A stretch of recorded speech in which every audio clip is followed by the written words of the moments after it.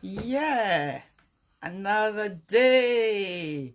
Good morning, good afternoon, good evening, depending on where you are watching from.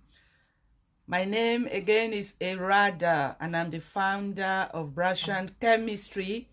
We specialize in supporting A-level students achieve a star in A-level chemistry so that they can secure admission into prestigious universities and study medicine.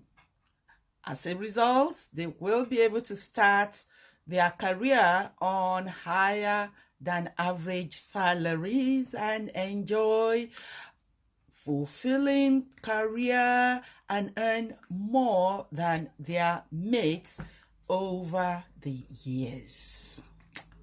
Today, I'm having my first chat with you at 7 p.m.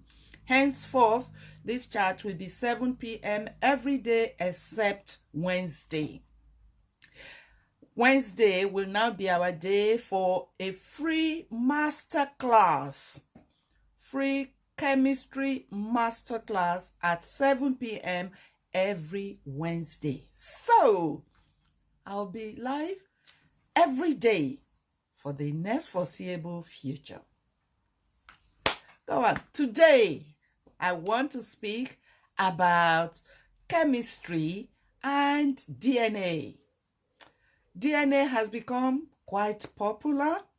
In fact, there is no day that I don't come across one DNA story or the other, especially DNA testing for paternity.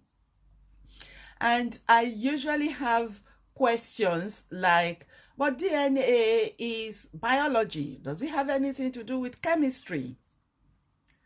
And I smile because DNA has to be analyzed. It has to be collected. And it is analyzed in a lab.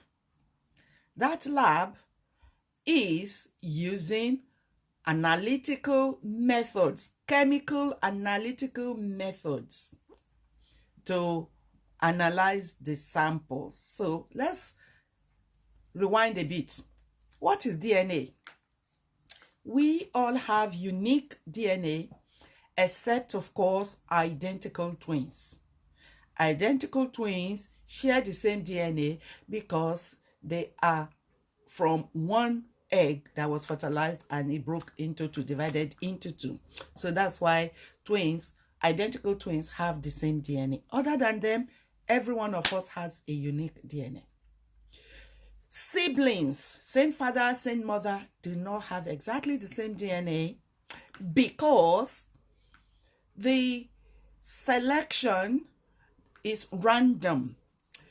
Okay, so we get half of our DNA from our moms, another half, the second half, comes from dad. So to make up the 46 chromosomes, 23 are from mom, 23 are from dad. Now, these are called alleles. A bit technical. I wasn't going to go technical at all. But the random selection of these genes from your father or your mother is responsible for the uniqueness that each and every one of us exhibits. So, you may have a brother who has brown hair, for instance, and you have blonde hair. It's just because each of you picked a different allele, yeah, a different gene, and that's why your own DNA is a little bit different, yeah. So what happens with DNA testing? You will usually buy the DNA testing kit online. It's now popular. It's for your peace of mind. You get it online. Even for the immigration or legal DNA testing, you can also get it online, buy it online, purchase it online. But the sample collection cannot be done by you. It's got to be done by a medical professional because immigration and legal DNA follow a strict chain of custody that peace of mind doesn't need to follow. Okay, so once those samples have been collected and every sample donor has given their consent, because you must sign, and if it's a child, the responsible adult for that child needs to sign, then the samples are sent to the lab.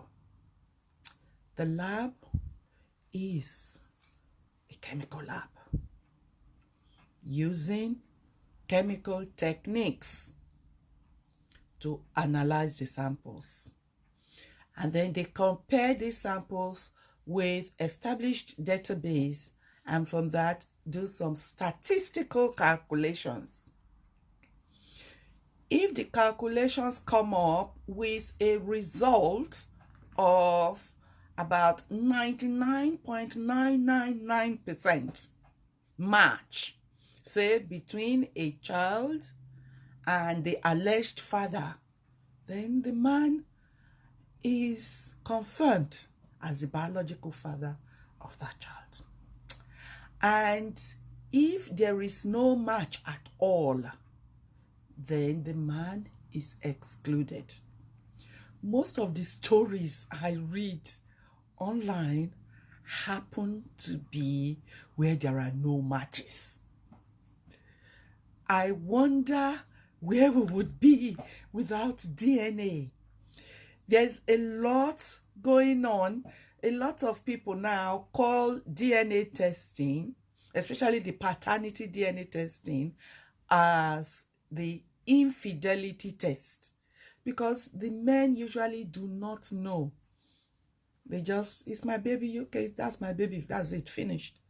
Until something happens, say the child needs some blood and they need to take blood from father and mother, and then they say there is no, that is when suspicion comes up. Or maybe the father, alleged father, looks at the child and this child doesn't resemble anyone in my entire family, and begins to have some suspicion. Or maybe he thinks the partner has not been very faithful. Now, DNA testing doesn't just include children that are born already. You can do a DNA test on a pregnancy. A lot of, especially young people, do not know. They are not unsure of the paternity of their pregnancies, and they worry a lot. No need to worry.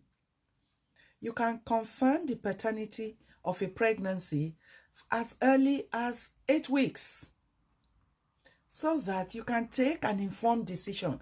Do I continue with this pregnancy or not? Do I continue with this relationship or not? Because believe it or not, a child between a man and a woman binds them for a long, long time. So the decision to take a DNA test is an acknowledgement that you trust chemical analytical techniques. It doesn't lie. Chemistry is a bridge between biology and physics. That is why it is often called the core science. And that is why medical schools insist on A-level students coming in with an A star or at least an A in chemistry. So, if you have a child who is studying A-level chemistry, probably is even in year 11 and hopes to study A-level chemistry from September. Today, May 1st, we are starting our booster programs. Year 11, year 12, booster programs are starting, so that by September, each child has a sound foundation that they can build on, so that at the end of year 12, they are secure in their A grade. And by year 13, A star becomes no problem. Tomorrow, I will talk about how we move students from insecure to confident students. High achieving, aiming, goal-getter students. I need to hear what you are thinking about today's chat.